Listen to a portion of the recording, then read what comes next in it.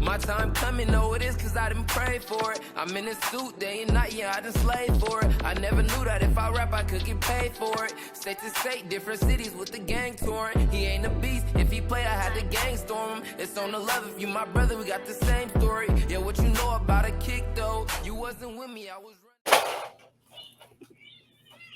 Beautiful people, what's up? It's your boy Smith, man. Welcome to Public Comment. You know it's my podcast. You know where to find me. It's on Facebook. It's on Twitter. It's on Instagram, Spotify, Google, Anchor. Man, we kind of everywhere. Welcome to the show. What another beautiful day. It's hot. I hope you're drinking your water, staying hydrated. I think I heard something today on the news, on the radio while I was out driving around. It's like 45 million people are under excessive heat warning. But we don't have a climate change problem. Not at all. Not at all. Death Valley hit 128 the other day, but we don't have a climate change problem. I'm just telling y'all, folks, whatever. Again, welcome to the show. We are going to continue today with this awesome summer series, Black Women 2023. I have another phenomenal guest who is going to share her highlights, and we're going to sensationalize her today. One housekeeping note, excuse my voice, football practice started last night, and so just understand this. I'm probably not going to get my regular voice back to somewhere around December, so just bear with me. It is what it is. You got the coach's voice from here on out. With that being said, I'd like to keep this show going and introduce our phenomenal, wonderful guest. I met this young lady kind of, again, just organically in the community, online. We met in one person one time, just a time to talk about her role and what she was pursuing in the community, which is a fabulous community outside of perspective of other people. We're going to get into that. Ms. Cassandra James, how you doing today, sis? I am doing good. Thank you for having me. Absolutely. Thank you for making time. Really appreciate that. Like I said, we met when you was running for city council in Vallejo. Yeah. Before I get to your bio, you just want to talk about that, how'd that go? What motivated you? What was the results of that? Yes. And before I start, I see your TU hat, and I got to get a shout out to Tuskegee. My best friend is a graduate from there. She's my kid's godmom. Hey, and I already know TU love all the way down. TU, And like HBCUs, and we can have that conversation later. We're gonna get to it. Yes. But yeah, I had ran for Vallejo City Council. So Vallejo was sued a couple of years ago due to the lack of representation and diversity on their council. And because of that, they had to now break up into districts. Okay. So where I live in the Crest, so Country Club Crest. And this will be the first time in about 30 years that somebody actually lived on this side of Vallejo to sit in the city council. Wow. And the reason why I ran, I always tell people, I'm not interested in running because it's a very vulnerable place to be. But somebody came to me and said, why don't you run? You're always saying what the community needs, what resources have. And I didn't have that confidence to run, but they were like, just try it. Just get out there. Let's see how it goes, etc. And I eventually did decide to run, and I knew that I had to run because of lived experience, professional experience, qualifications, but most importantly, my sons. Mm-hmm. Although, and I always say this, I'm not from Vallejo, but I'm anchored to Vallejo. Mm-hmm. I gave birth to the next generation of Vallejo. So my boys being born here and they are being raised here, they're proud Crest kids. Say right? That. Proud Cuddies. Say that. So, and I understand that the dynamic of me being from Bayview Hunters Point in San Francisco, my partner being from Compton in Los Angeles, and for us to be at this intersection and have given birth to the next generation of Country Crest kids, it was important to get out there, be vulnerable, but remember that they will always be my North Star. In the race, because of course we want change for a community, but how do we translate our lived experience into policy? and how does policy then have its impact on our lives and in our communities. And when we are talking about systematic barriers, or when we're talking about lack of resources or dollars, or why they do things this way, we have to get in the pool in order to shake things up. Yes, ma'am. Yes, ma'am. So yeah, but I was the runner up. I didn't win, but it was perfectly fine because I think it set the standard of anyone who's going to be coming in that seat or who may want to run. We now have a standard that we want to see you in community. Have the standard that you're going to treat us with dignity and respect, and that you're going to be accountable. First of all, to our needs, and that we're not just wanting to have anybody out here representing us because they want to have access to a seat or access to power. We want somebody that's going to leverage that power for their community. Well, wake up show. Sis came on here and just put it down just the way. So a couple things, but we're gonna get to the bio because the bio is phenomenal. First of all, folks, if you're not familiar with the city of Vallejo in California, it is optimal prime land as we sit here and speak today. It is the halfway point for every commuter in the Bay Area going either from or to San Francisco to Sacramento, out to the Valley of Stockton, down to the Silicon Valley down in San Jose. It is prime real estate. The particular neighborhood that's just talking about, Country Club Crest, has been around forever. They did everything systematically to try to shut the Crest off by building a wall. I mean, it is fun. You have to see it to understand. And so thank you very much, sis. And you did win. Believe me, you didn't win the seat, but you did win, because now you put in eyeballs of the young folks that, oh, I can run for something, and this is what it does, creating those policies, like you said. So thank you very much for that. I'm sure you're going to run again, and next time we're going to make it happen so you can win. To the bio. Let's get to the bio really quick because it's phenomenal. It's lengthy, but it's powerful. Cassandra is a senior community development specialist for the city and county of San Francisco. She's been with the city and county for 9 years.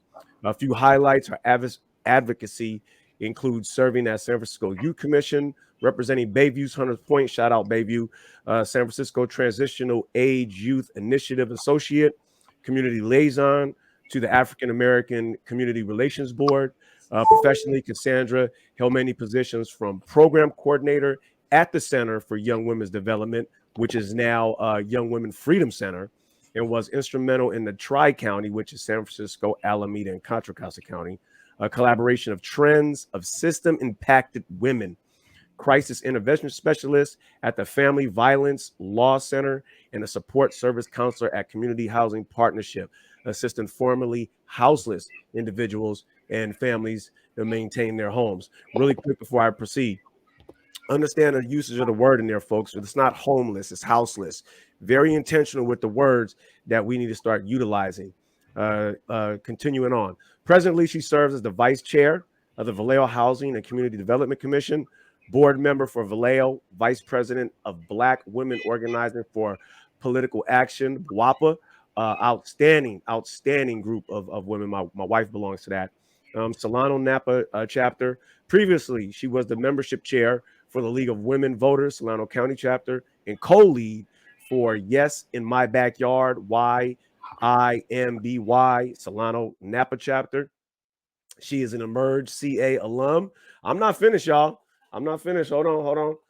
Cassandra was born and raised in San Francisco, Lonely Land, and for the last 13 years has been residing in Vallejo, Patwin tribal lands. Since setting in Vallejo, she's established a family by giving birth to 2 boys and has become increasingly involved in Vallejo and Solano County to ensure the community becomes what it deserves. Cassandra holds a bachelor's degree from Mills College in political economics and policy and law, and is a candidate for the Solano County Board of Supervisor District 1. Whoo, deep breath. I don't know what happened to my camera, folks, but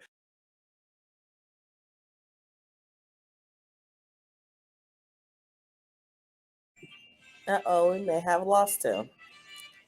Let me just send him a text.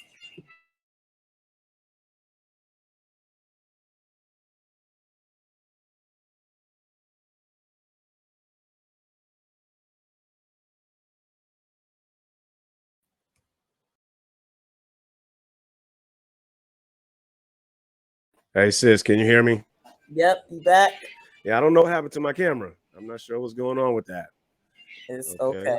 All right. All right. We're still trying here. I'm still trying. Hold on, people. We might have to do it radio dark and just do it. Time I try to turn the camera on. Um I lose everything. All right. Hey, you know what? We're just gonna do it like this until technology says otherwise. Right. So long as you can hear me, they don't need to see me, they need to see you. Yes. I did not know you was actually a candidate right now for board of supervisors. That's phenomenal. Good luck with that. Whatever I can do, please reach out to me. Really quick before we go any further, uh, because it's highlighted, and I want to make sure everybody understands when we talk about San Francisco, we talk about Hunters Point, we talk about the Crest and Vallejo. There's some words like cutty and yee you might hear, but that's just how we get down. That's how we talk. It is what it is. If you don't know, you probably need to ask somebody. Sis, let's get to the show, and let's highlight you and talk about you and sensationalize you. Um, being a little black girl, being a little black girl in San Francisco. Talk to me about that. Talk to me about some lessons, some memories, some long-lasting impressions. People who kind of stood out to you, some memories that stood out to you. Highlight the wonderfulness of being a little black girl growing up in the city of San Francisco. Um, Growing up in the city was such a joy. I believe with every Black community across the country, like you have your village, and you know that if everybody knows your mama, Right, right, and if somebody knows your daddy, right. you'll get your coattail pulled really quick. Say that. But being in the city, like being just exposed to different like opportunities and different things. And I know like before the show we were talking about like football and Mhm. like youth sports, but I remember doing like Mancala competitions at the library. Wow. So I remember like having field trips to was it Angel Island Mm-hmm. through the school, and just and I was blessed enough not to be locked in one community. So I want to speak to that reality because I have a cousin that is from Fillmore. I have cousins that's from Betrayal Hill. Right, right. Stayed in the brick homes. My great grandmother was revered on in the hill in the point. So I was able to move throughout the city, Got you. unlike some of my counterparts or friends who was just Mm. like locked into their neighborhood. But it showed me the resiliency. It showed me how we impact culture, um, and just how and the things that I took for granted. I don't want to say take for granted in that way, Right, right, right. but the thing I could walk down the street and get on the bus. Mm-hmm. That's something that's not possible here. Mm-hmm. So, and sorry, my son That's all is. right. That's all right. I know, but not ready yet. Okay, he's ready to eat. I heard that. We get hungry around here. Right. So just and also I would say the appreciation of culture. Mm-hmm. So not just like Black culture, San Francisco is diverse from food to traditions to how everybody's mixed up. But best believe we still have our communities, but Mm-hmm. just being aware and being appreciative um, of those other communities. Mm-hmm, mm-hmm. So, with that said, I know San Francisco is going through a transition right now. Mhm. But when you was growing up, because I grew up across the bay from you in Oakland, Oh, and I remember, going over San Francisco. I think you touched on something that was kind of important, and that's just that aspect to have the freedom to move out, to move through within the city. Like you said, we have a lot of young people who believe, maybe because of their surroundings, other people that they know, that there's a limitation to being mobile, which impacts a lot of our social mobility. How did with you being having that freedom, how were you then able to translate that to like, okay, I have a little bit more freedom to do some things, and like, how do I utilize this and make it beneficial for my growth? right. For me, I think that's what makes me just I look at things from a holistic view and understanding, because like I've met some folks, again, people be like, oh, where are you from? I'm like, I'm from the Point, but it's like I didn't see you like that. Right. And it was like because I wasn't allowed to just be in one spot. You get what I mean? Right. So my mom was like, you going to your great grandma's house. Mm-hmm. And I had to go to church on the other side. Mm-hmm. And like meeting some folks who said like they've never seen the beach. Wow. In San Francisco, we're surrounded Right. by water. But Right. someone from Harbor or from West Point to say I've never been to the beach was utterly wild. And what it made me and how that shaped me was like I will not deny an opportunity. Mm-hmm. You leave the door cracked open, let me come in and work the room. Mm. Because I see nobody's going to take me to the beach. Mm-hmm. I have just give me the directions there so that I can make it myself. Right. I don't want to be in this one place. And Wow. I think that's what it really allowed me, for me myself, being able to move throughout the city and not being pigeonholed or stereotyped to one block or one community. Yeah, and that's crazy that you share that story about a few of us not seeing the beach, even though we live. I got to say, folks, if you're not familiar with San Francisco, from the Pacific coast to the Bay, what is that probably less than 10 miles long, 15 miles long? 49 miles square feet, so 7 miles each way. Wow. And so that speaks volumes to our limitation, our social mobility, our financial growth as well. And I want to share this really quick. And I know it's not about me, it's about you, sis, but that story resonates a lot because I was doing a visit down in the Compton area to a community school. And one of the young kids, I want to say he was probably about a 7th grader. You could clearly see the high-rise buildings of downtown LA within a couple blocks, and he was like, I've never been there. And it's the invisible barriers that exist, that if you're not Black, if you're not Latino, that if you haven't lived these experiences, like you said earlier, those lived experiences, they resonate and they fuel you to do the things that you're doing. So now you've navigated through the different parts of the city. Now you become a teenager, you become a young adult. Now, how does that move you? What is your mindset now? Like, okay, now what's next? I've worked through this city. Now what's next? Yeah. Like for me, just going through the city, because again, like growing up, we grew up in a time where we still have the residue of like gang wars and having to have that reality of like, I don't want to lose a friend. Right. And I remember one time there was somebody who was shot and killed like in front of like where we were. And it took the police so long to come that we had to go get sheets to put over the body. Right. So like these various experiences, and now being a teenager, is one being I would say you're a little bit arrogant, right? Nobody could touch me. Oh yeah I know that feeling. But also knowing that I had limited opportunities to get out to. So like even in school, I excelled because there was no other option for me. So, and I could give you the breakdown. Like my family always says C's are for the cannots, D's are for dummies, F's are for failures. Say that. So I only had the option of getting A's and B's, but also I often found myself being one of few, and I'm saying as a Black woman in AP classes. Right. Yep. And knowing that and also one of few trying to access these resources and services of like, how do I get to a college tour?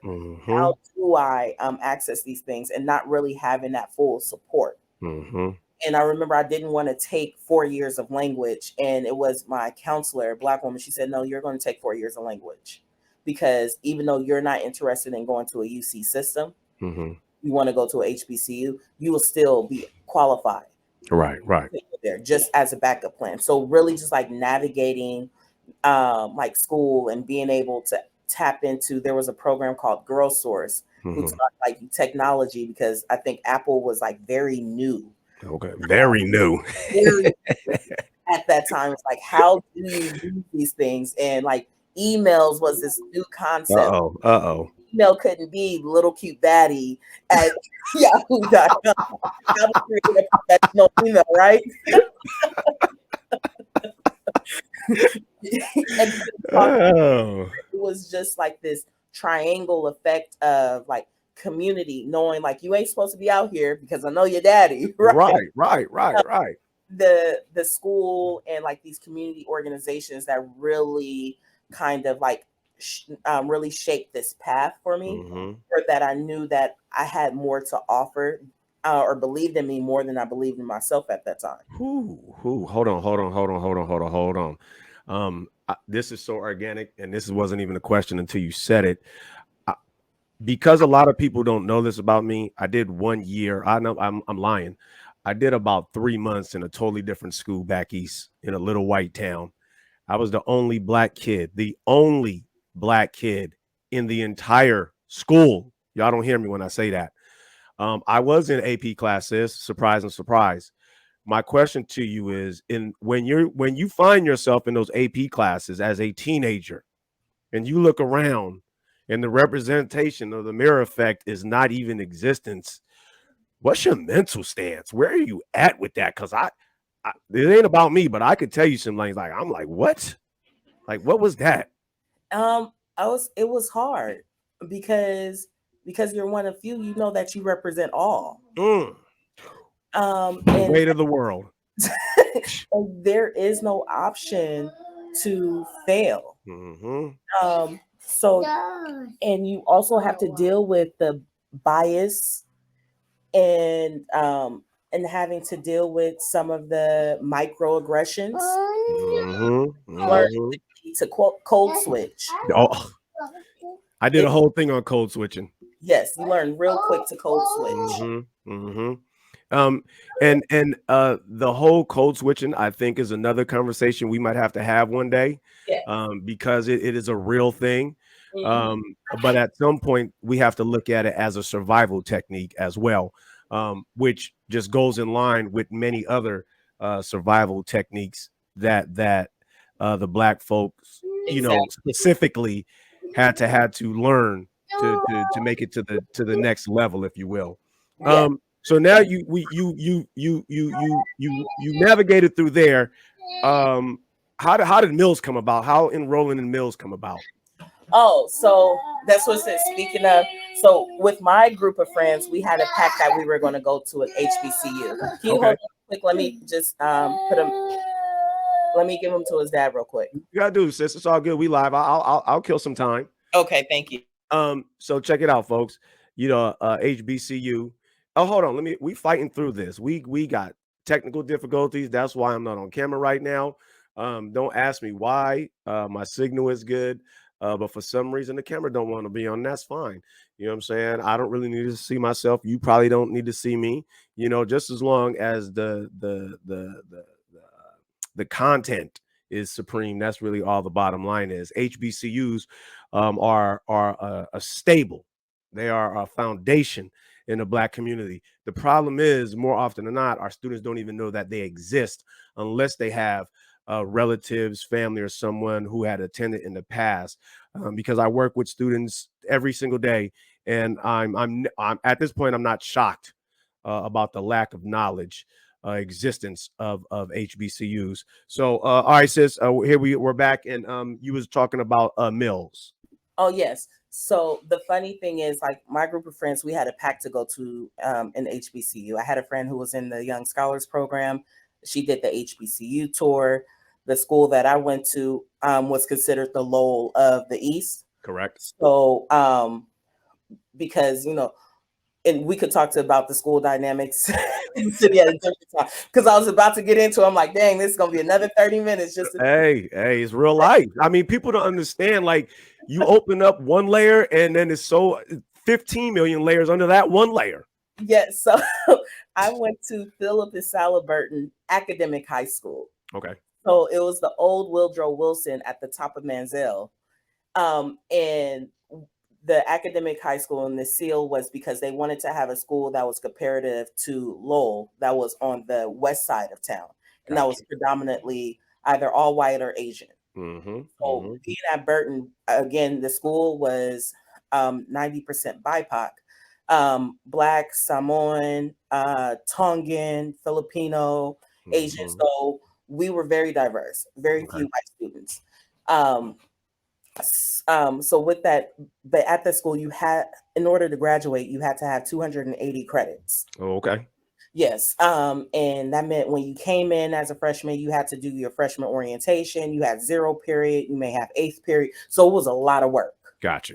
being there. People that I Structure. started with, yes, people that I started with did not finish there. Mm-hmm. Wow. Yeah. Okay. So my group of friends, we had a pact that, but mind you, all of us there, either from the Point, from Lakeview, from Right. Right. Right. various parts of the city, but we made a pact to go to a HBCU. That's what's in my best friend. She went to Tuskegee. Mm-hmm. I had another friend who went to Tissue, Texas Southern. Okay. I was just there. I decided to go to Dillard University. Okay.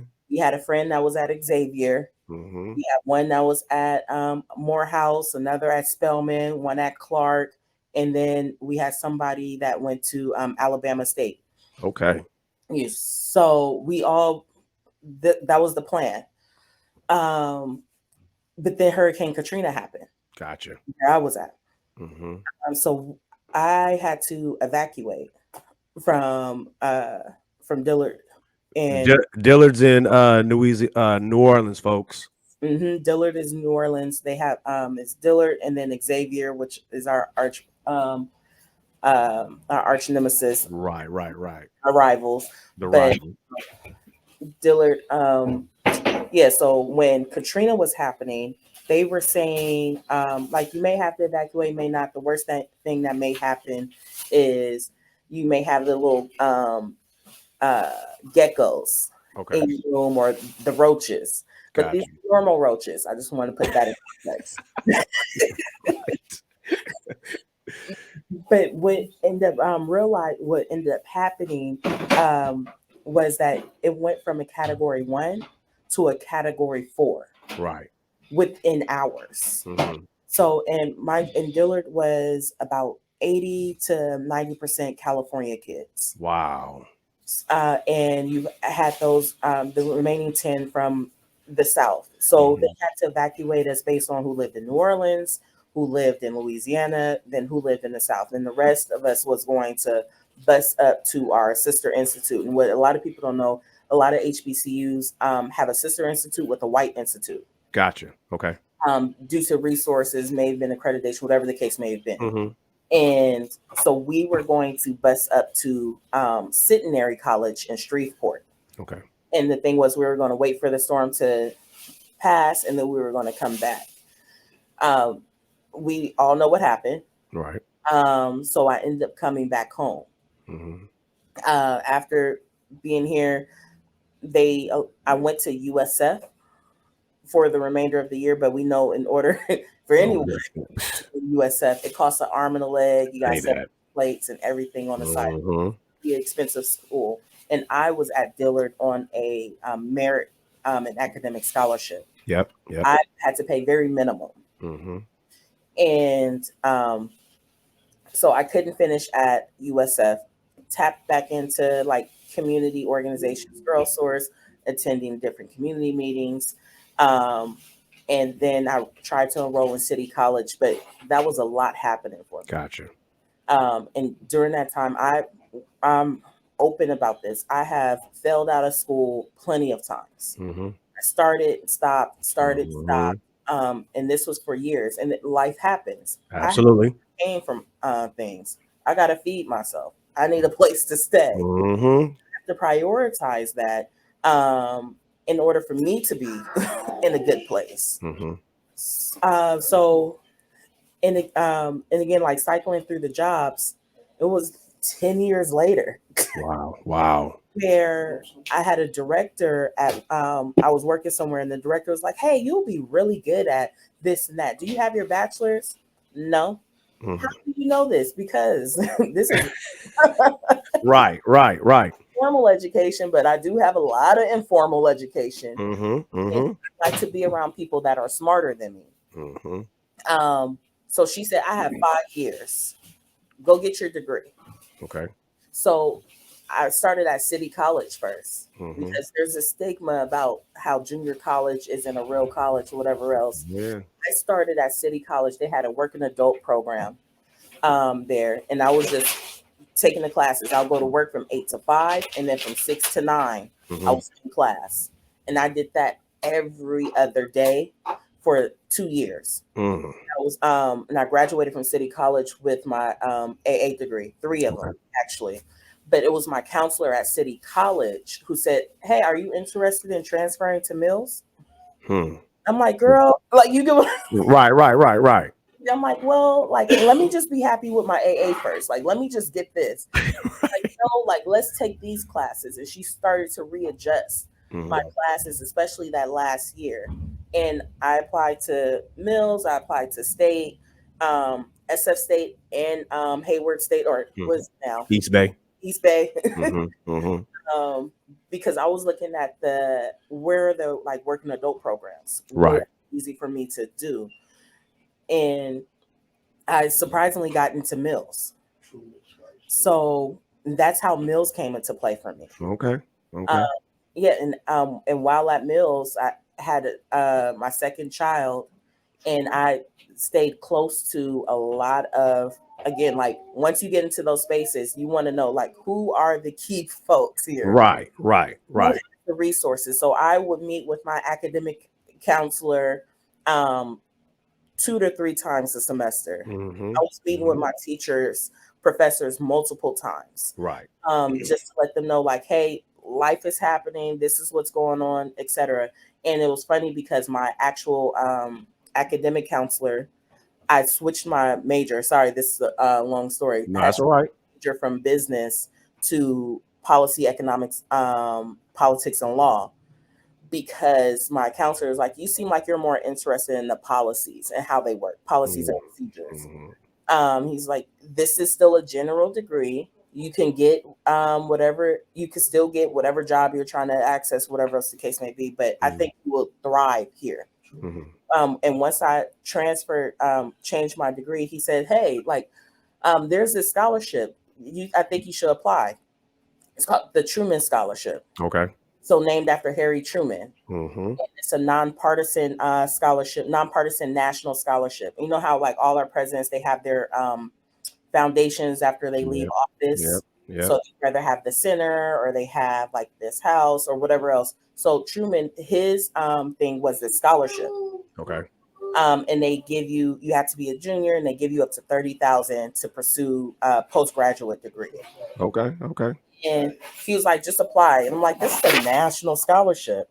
Again, people are presenting the ideas. Right. It's a national scholarship. And like, I worked hard on that because when I say it was 30 questions, I believe, I had to get 3 recommendations from professors on site, professors previously took classes with. It was, and you had to develop a policy. Okay. My Wow. Yes, so my policy was around policing, community policing, Okay. especially after learning Vallejo had the 19th deadliest police force in California. The badge benders. Yes. Mhm. So after all that, and come to find out, I won the scholarship. Out Say of now. 900 folks, I was one of 62 people nationwide Wow. who won a scholarship. And the first time that Mills had someone get a scholarship in 20 years. Whew. Go ahead with your bad stuff, sis. Yeah. Man. So that's how like Mills came into play for me, how they really shaped me and let me lean into turning like these lived experiences and translating it into policy. Because like I've been doing that. I've been going to city council meetings before or board of supervisors where I'm at meetings before, like talking about various things that happen in community. But going there really changed my perspective of how to be intentional. Right. With it. Right. So hey, that is first of all, I need to circle back to Katrina part. I think people just think, oh, some people's homes got flooded. But there's so many more. Again, you peel back one layer, 15 more show up. And then, your case in point, how it displaced you, changed your life. Yeah. And we don't know good or bad, but here we are today. I think is just, again, a testament to everything you just shared with us. Like you said, it was a 10-year span where you was just trying to live, right? And I think young people think that, that success or that goal happens overnight. Sometimes we got to revisit it, and then sometimes we just have to accept, like, today's not the day. You know what I'm saying? Today's not the day. Let's focus on tomorrow, right? That's powerful. Shout out, Mills, and thank you for having that tenacity, sis, to be in that position to where you are today. Wow. I'm flabbergasted because, like, you really touched on some of these things. I was really gonna, like, with everything you've been through, and your current position and fight. Talk to me a little bit about your perspective of social justice and civil rights as it pertains specifically to Black folks. Okay. Specifically to Black folks. We can touch on the Black woman in a quick second, but, like, what's your thought process? Where are we at right now? Where we're at right now, I think that a lot of us we know the shoulders that we stand on, and we know the path that has been blazed before us. And I think overall we're in this period of transitioning. We're getting new leaders. Okay. We are allowing our they're still going to be our leaders. They're still going to be the matriarchs and patriarchs within our community. Right. They're now passing that baton on. And it's just been this overall, I would say, overall understanding of where we go next, and how are we mentoring and training up the next generation. And when we're talking about social justice in the context of the Black community. Also, again, like, and if we're speaking of Black community regionally, to the cost of living. A lot of our communities or a lot of our family members, neighbors are being displaced and having to move to different places. So again, we're in this transitioning of being in a new home, developing new friends, building a new tribe and village, while again trying to get that mentorship for our next generation of leaders. Wow. That is well said. You mentioned passing the baton. From our current, more seasoned elected officials. Question to you, very specific. Do you think that we have enough young Black females in a position to accept the baton? I think that we have enough that are ready to be in that position. Okay. So, and I think we're eager to, and I say, like, we're eager for that mentorship. And we're eager to like step into the shoes, like, teach me how to do something. Right. Don't talk about me. Right. Right. Exactly. So, and I think that's where, like, we're doing this generational bridge, generational bridge within community, and also understanding that, yes, we do have, I would say, more rights today, although mine it's been a year since the Supreme right that back, and it's only been a few weeks since the affirmation was back, right? But in a position to where we can now access some of these spaces to really move that movement forward. Yes. Well said. Thank you for sharing that. I think that was what you just said about, the year and the affirmative action piece. I mean, people just don't understand, like, how major these things are. But it goes back to what you were saying earlier about policy. If we're not involved in policy, then we're going to constantly get overlooked. And when I say we, I'm talking about Black women in general. Now, let's get to the intersectionality. So far, we talked about you and your personal stuff. Let's talk about being a Black mom. That was one of my goals about this, is just highlighting the wonderful greatness and excellence of being a Black mom. You're a Black mom. You got, 2 boys. My sister was on not too long ago just talking about that dynamic. So talk about how being a black mom says. Just talk about being a black mom.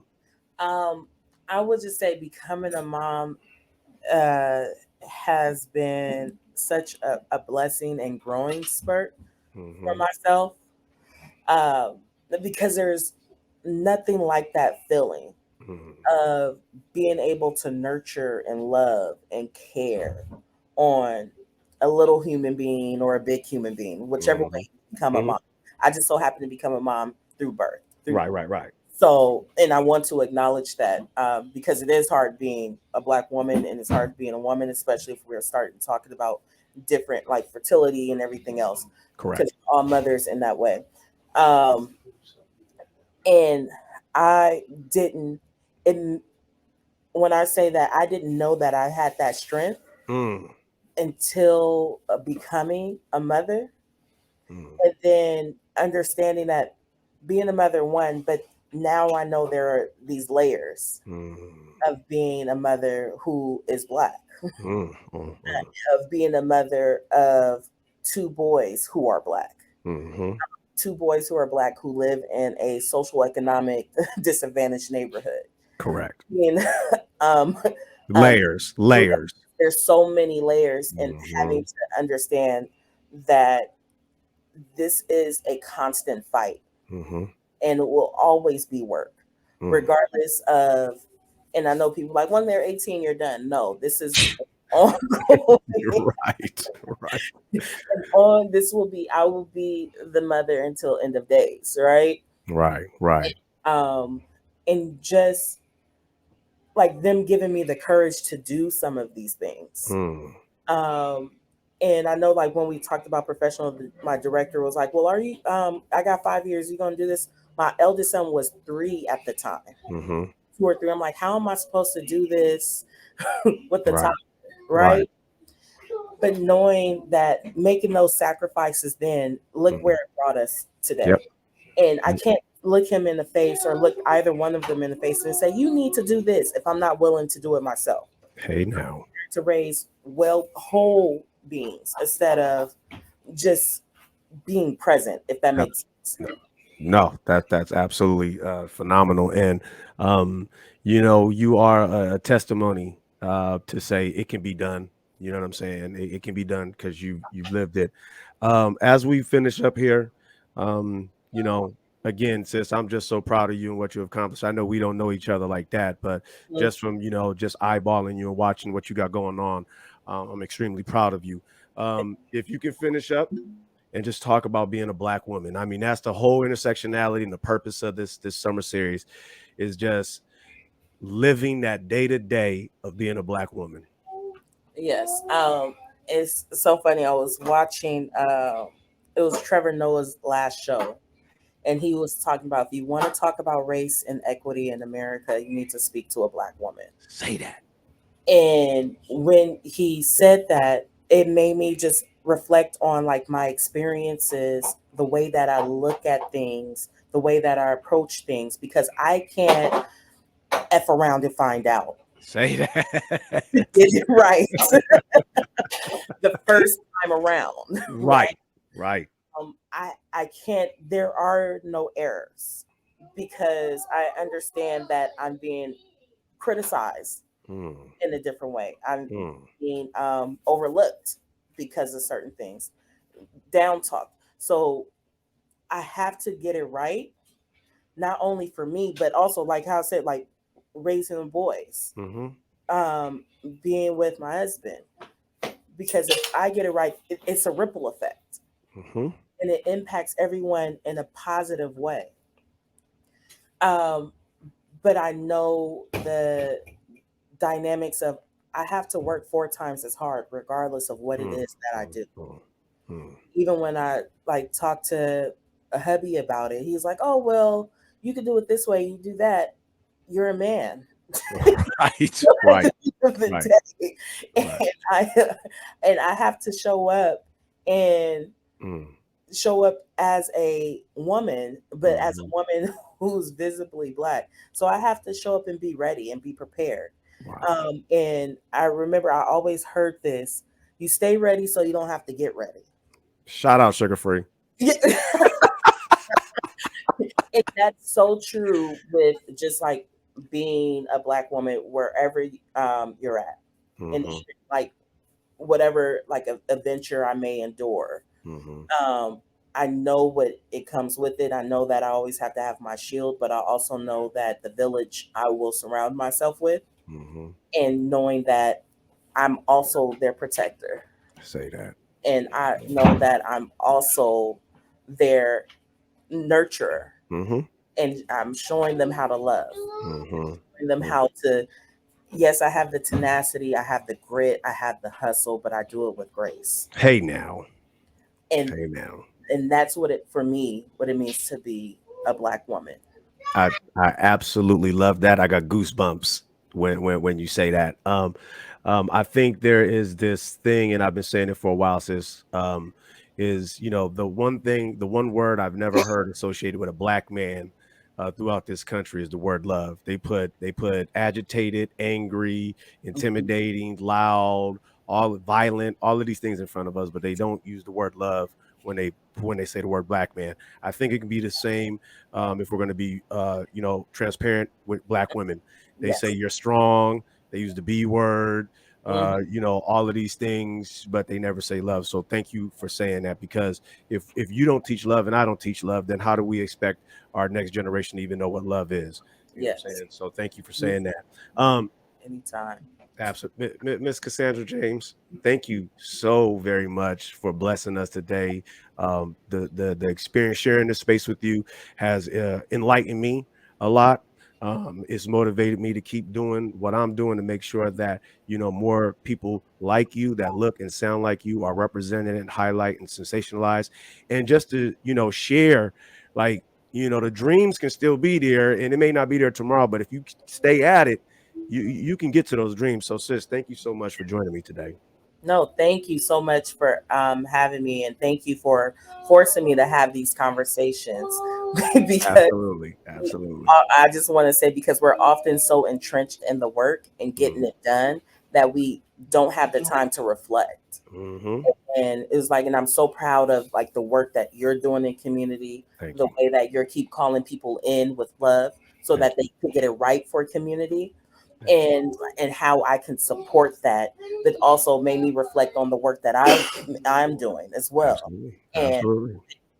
and how far that I've come too, Yes. Yeah. because it's so hard when you're in the trenches. Absolutely. It's easy to talk about it, but it's so hard to do. Whew. Going to be times where I've cried, Mm-hmm. wanted to quit. Mm-hmm. I didn't even want to be bothered with it, but the glory that is associated with our stories, um, and what who I came because I went through that. No one else can do what we're doing, Mm. and I think it's the same for you. No Thank you. one else can do what we're doing because we went through what we've been through. Hey, you said it perfectly. There's nothing for me to say now, but thank you again for joining us, folks. If you're in Solano County, check out Mrs. James. She's running for County Supervisor District 1. So please get out there. You can't complain if you don't participate. If you're not participating, you cannot complain. Okay, we got to get involved in this and change these policies, because words matter. That black and white word that's written down, it matters. So please, please, please get out and show your support for a good sister. She's doing fabulous things, not only in the city of Vallejo. Shout out Cuddies. Y'all know who y'all are, where y'all at riding through there. Crest, what's up? North, what's up? I see you in the South. I get around Vallejo, Bill. I got some folks down there. I got some folks over in the Bay and Hunters Point over there too. So shout out to everybody, man. It's a Bay thing. I told you, when you come to the public comment, man, no telling what you might hear or see or get introduced to. Folks, that's the show today. Public comment. I'm your boy Smith. Our guest was Miss Cassandra James, and wonderful things she's got going on. Like I end every show, have a conversation with somebody that does not look like you, and you might learn something if you shut up and be quiet. Beautiful Black people, I love you. We fought through today. I lost my video, but it is what it is, because it didn't even matter about me. It was about the sis. All right, y'all. I'll check y'all next time. We out. Thank you.